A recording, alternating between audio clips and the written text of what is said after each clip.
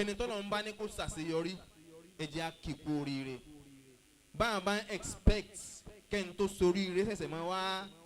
ná extra effort láti ṣẹ̀ṣẹ̀ wá convince wa ká lè congratulate ẹ̀ ó ń tọ̀ wọ́n ò lóríire lánàá o gbogbo ẹni tọ́lọ̀ ń bá ní kó soríire ẹ jẹ́ á kí kú sẹ́ ẹ jẹ́ á congratulate ẹ̀ pé ẹ kú oríire anabi wa Muhammad sallallahu alayhi wa sallam ọlọ́run ní ó ṣàṣeyọrí ẹlòmíì ò ní ó sọ fún mi lágbájá mọ̀ sórí ire wọn àkótí sọ fún mi kí ló ní tọ́jú pé ìjọ tó bá wá já sẹ́kún ẹ̀ ní expect kí sọ fún yín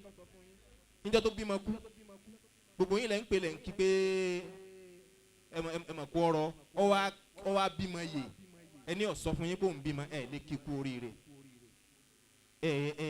kọ́ ẹ̀kọ́ lára hijrata anabi wa Muhammad sallallahu alayhi wa sallam anabi wa Muhammad sallallahu alayhi wa sallam anabi sórí ire ó kórìíre náà wá bàbá wa Al-Bagawi mo congratulate yín kú oríire ọlọ́run ní jẹ́ kẹ́ ẹ máa padà.